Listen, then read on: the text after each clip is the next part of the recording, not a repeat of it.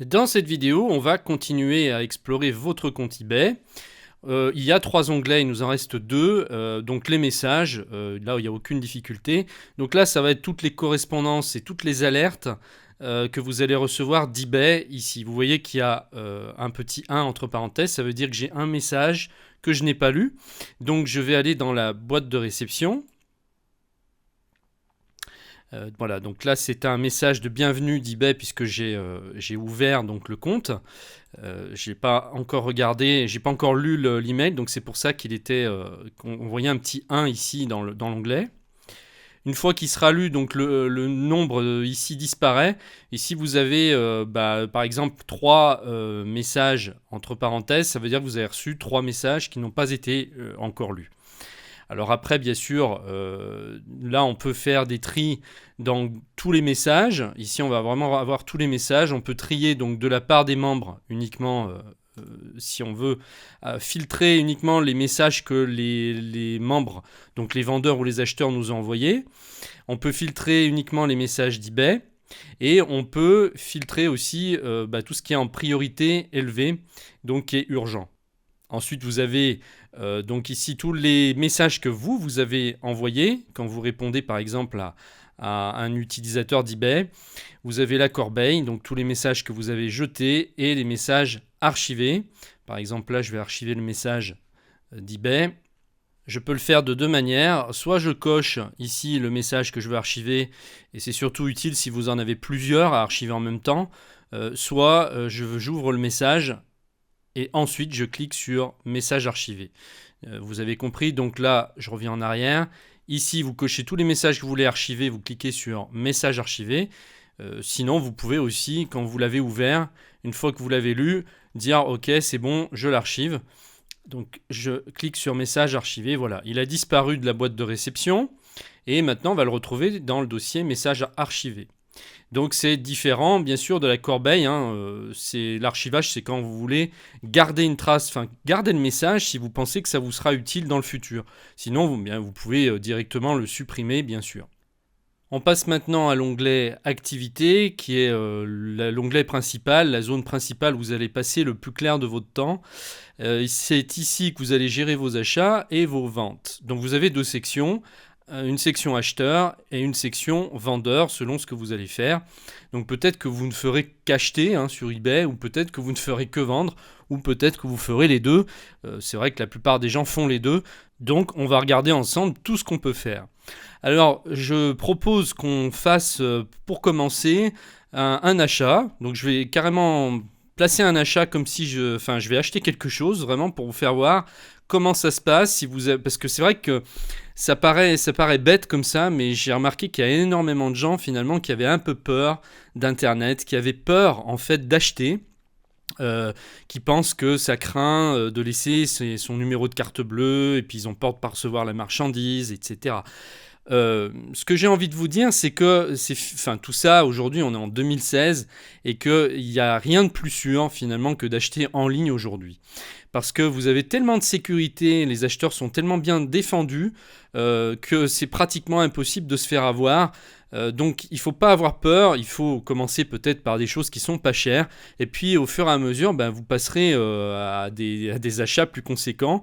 Mais en tout cas, ce qu'il faut au départ, c'est vous familiariser avec l'achat en ligne. Et c'est vrai qu'eBay, c'est une plateforme qui est très bien pour commencer si vous n'avez pas l'habitude d'acheter en ligne. On peut à la fois acheter en enchère, mais aussi on peut acheter en achat immédiat.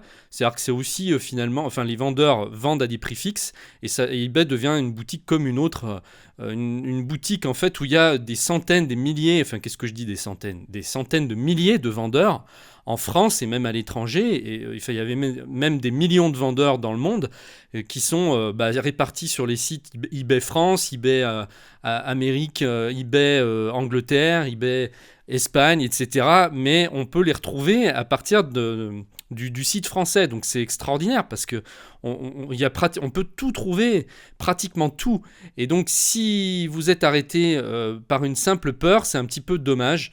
Donc voilà, là je vous fais voir tout de suite comment ça marche, et ensuite vous pourrez commencer à faire vos premiers achats. Alors je vais retourner sur la page d'accueil. Voilà, je clique sur le logo eBay pour retourner sur la page d'accueil.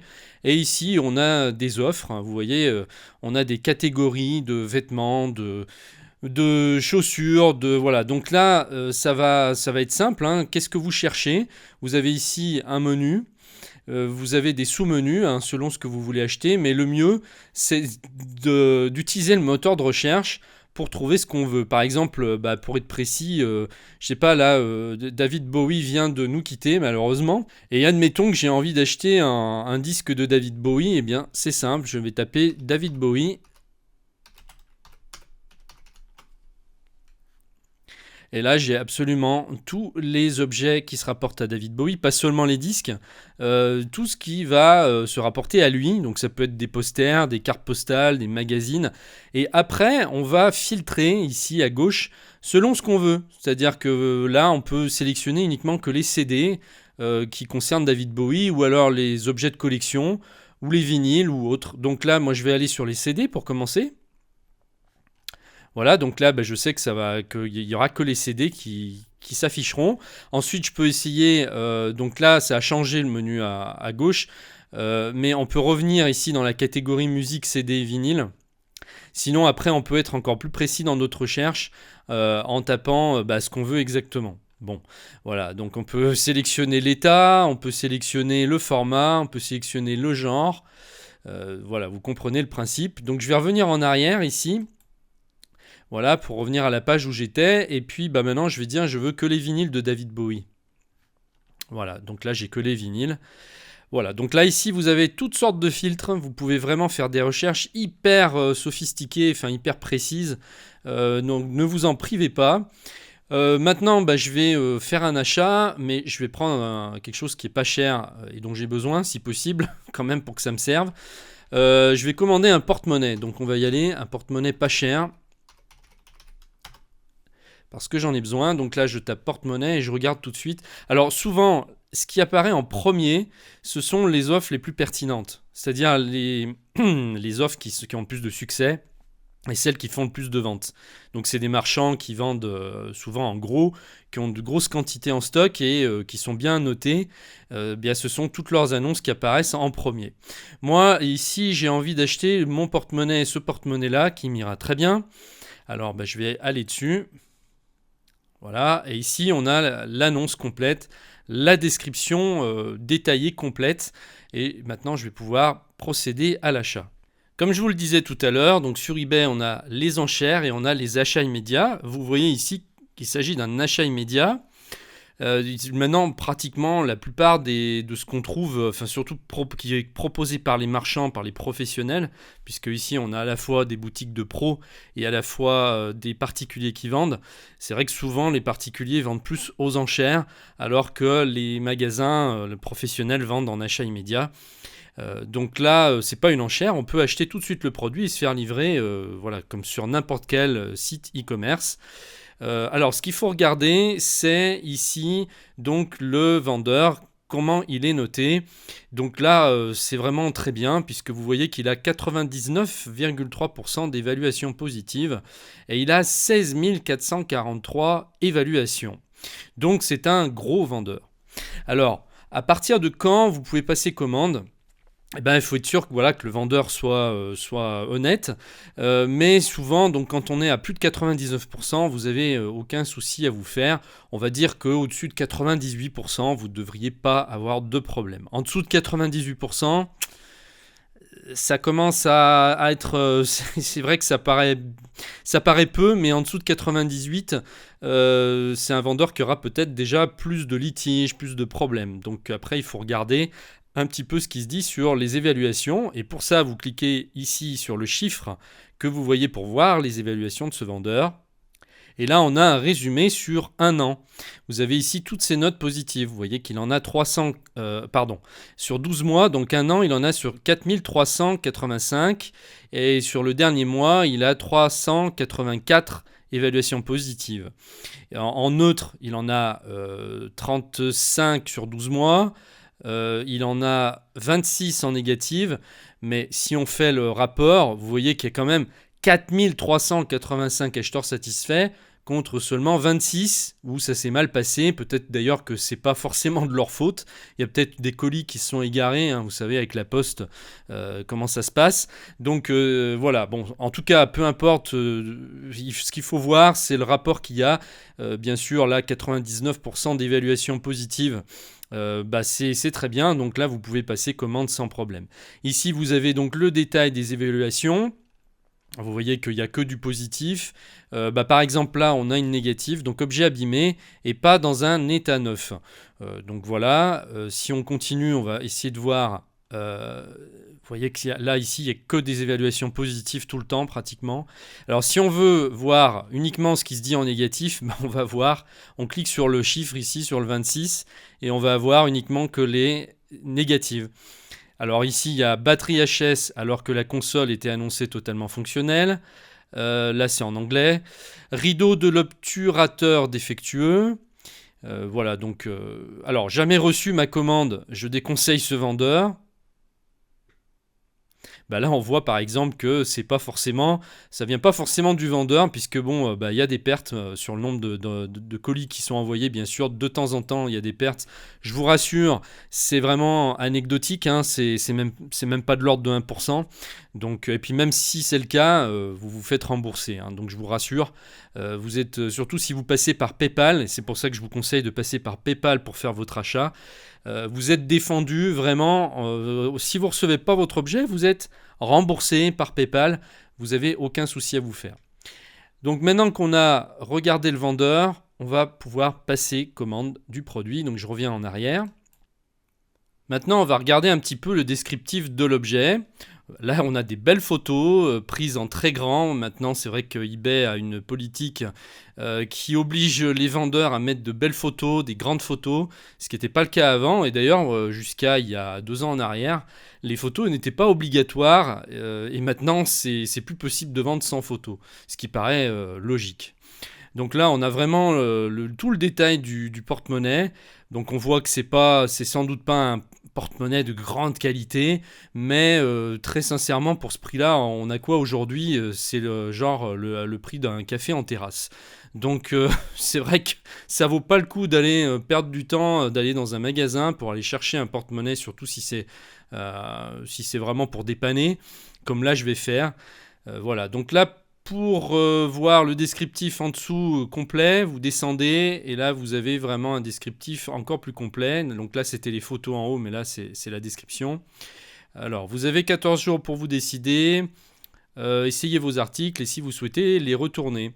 Alors oui, ça c'est une loi hein, qui est passée, ça a toujours été pour la vente par correspondance 7 jours, mais depuis peu de temps, depuis quelques années, ça doit remonter maintenant à 3-4 ans, eh bien la loi exige que l'acheteur puisse avoir 14 jours pour se décider et garder l'objet ou sinon le renvoyer, se faire rembourser.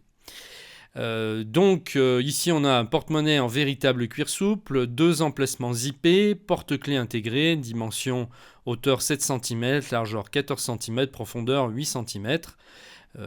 Voilà, donc pour ce qui est de la description, je crois que pour un porte-monnaie, on peut guère faire mieux. Bien sûr, après, si vous achetez des objets high-tech, plus l'annonce sera détaillée, mieux ça vaudra hein, pour savoir exactement ce que vous achetez.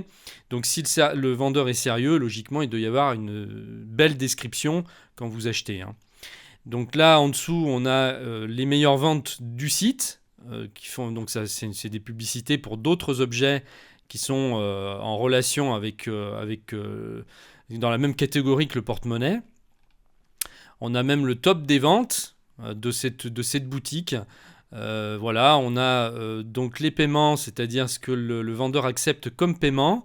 Donc vous voyez, vous pouvez payer par PayPal, par chèque, par virement bancaire. Après, ça dépend du vendeur. Il y a des vendeurs qui acceptent davantage de modes de paiement que d'autres. Et il y a aussi des vendeurs qui ne veulent plus de chèque aujourd'hui, qui exigent que ce soit toujours payé par PayPal, parce que pour eux, c'est plus simple de gérer. Donc ça, il faut voir. Comme je vous l'ai dit, PayPal, ça me paraît indispensable. Si vraiment vous êtes réfractaire et que vous voulez vraiment pas... si vous pensez toujours qu'il y a un danger, je vous le dis, aujourd'hui, C'est plus le cas, mais si vous n'êtes toujours pas tranquille, ben, vous pouvez sélectionner le paiement par chèque ou par virement bancaire. Ici, vous avez même donc une description du vendeur, donc ils expliquent qui ils sont. Vous pouvez savoir quelle est cette entreprise, vous avez même un numéro de téléphone, voilà, il y a absolument tout. Là, je suis bien tombé parce que finalement, c'est pas partout que c'est comme ça, hein.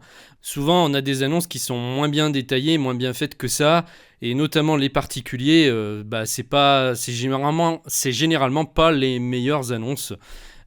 Ça paraît un peu logique aussi.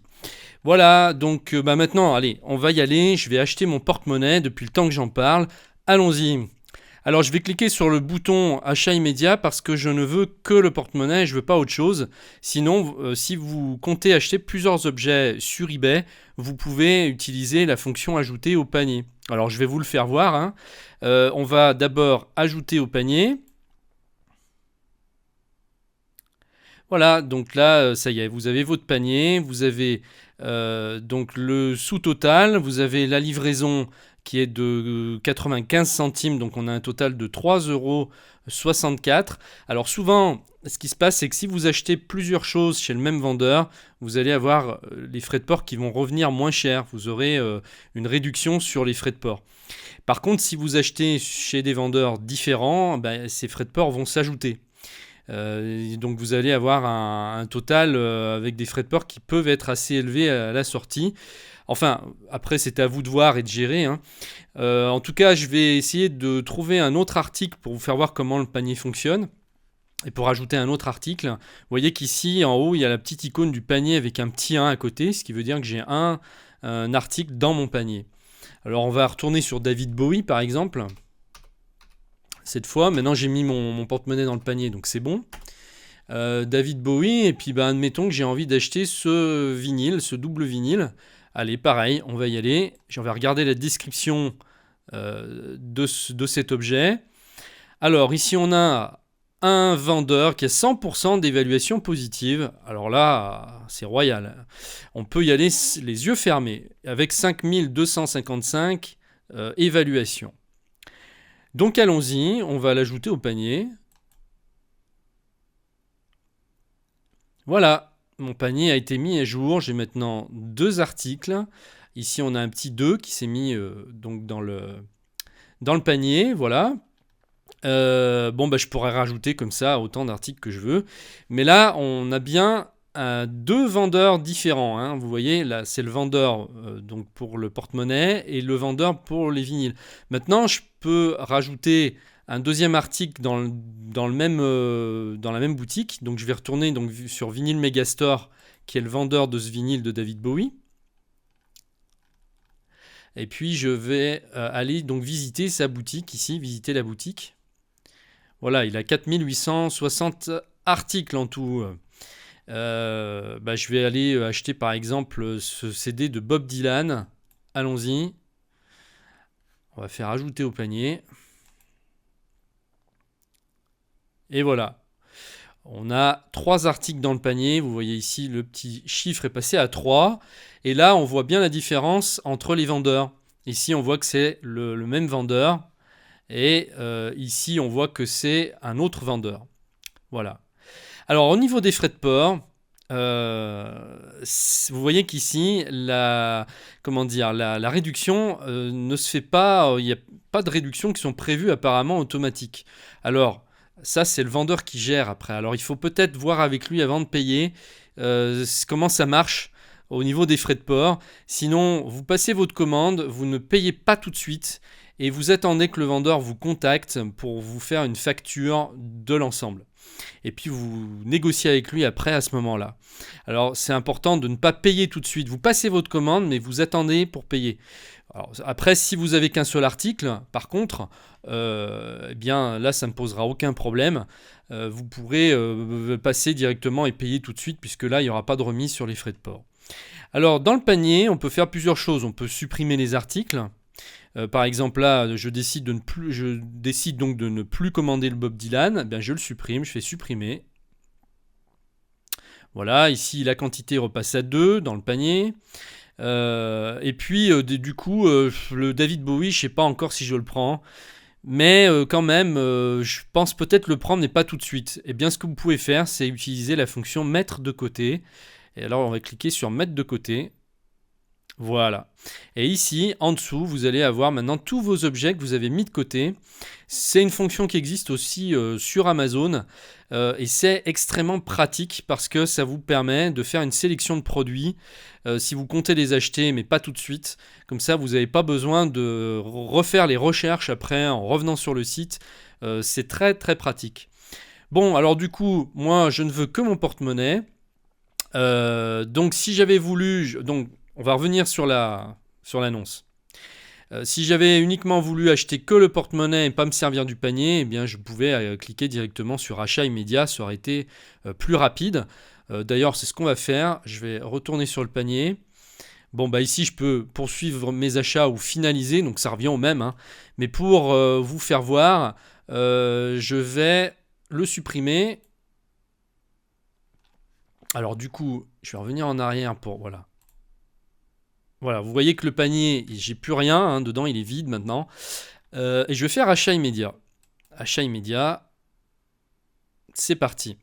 Et ben, regardez comme ça va vite en achat immédiat. Il suffit de cliquer sur acheter. Alors vous vérifiez bien hein, avant, donc le prix, la livraison, la date de livraison estimée. L'assurance sur la livraison, alors ça c'est à voir avec le vendeur. Hein, bon, voilà. Bon ici on a pour un article à 3 euros. L'assurance, on s'en fout un peu. Le paiement, donc PayPal, chèque personnel, virement bancaire, vous choisissez après. Donc là, en tout cas, moi, je clique sur acheter. Maintenant, on me dit merci, payez maintenant pour finaliser votre achat.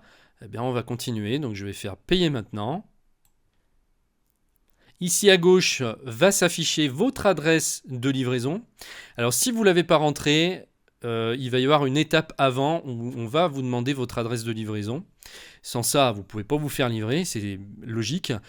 Et puis ensuite, donc, on vous demande avec quoi vous voulez payer. Vous pouvez payer directement par carte bleue, sans compte PayPal.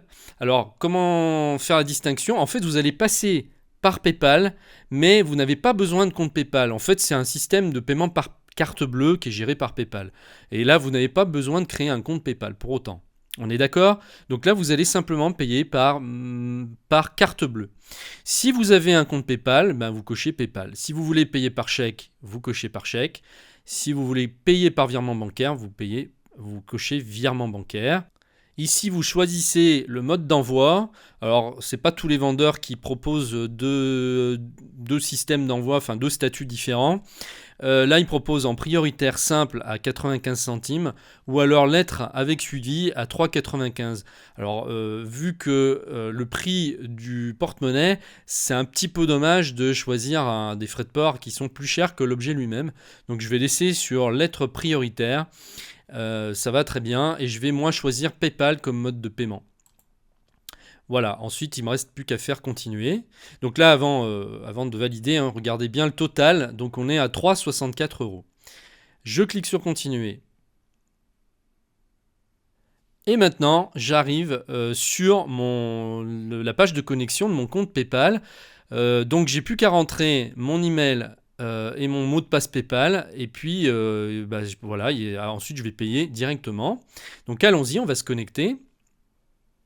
Je me suis connecté, donc ici va s'afficher votre adresse de livraison et ici vos coordonnées, c'est-à-dire l'adresse email de votre compte PayPal.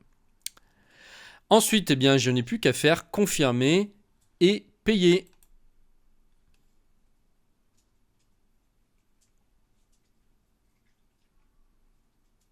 Et voilà, merci de votre achat. Je peux afficher et imprimer donc les détails de la commande si je veux un reçu ou une facture. Donc je vais cliquer dessus. Ici à gauche, vous avez les modalités de livraison, votre adresse de livraison. Vous avez le détail concernant le paiement donc, qui a été fait par PayPal. Et puis vous avez le descriptif de l'objet que vous venez de commander ici. Maintenant, on va regarder, maintenant qu'on a fait l'achat, comment ça se passe du côté de mon tableau de bord. Donc je vais retourner sur mon eBay. Et ici, donc, on a maintenant sur la page d'activité l'achat, le dernier achat que je viens de faire. Vous voyez comme c'est très clair en fait, hein. Dès qu'on passe un achat, ça apparaît. C'est carré, c'est sérieux. Bon voilà, c'est sécurisant. Donc ici après, eh bien, je vais attendre de recevoir mon porte-monnaie pour pouvoir laisser une évaluation au vendeur. Vous savez maintenant faire un achat immédiat sur eBay. Je ferai une autre vidéo pour les enchères. Ça durera moins longtemps hein, parce que le processus d'achat est exactement le même. Simplement, c'est avant, c'est-à-dire comment on place une enchère, comment ça marche. Ça, faudra que je le voie avec vous. En tout cas, on se retrouve pour la suite dans les autres vidéos.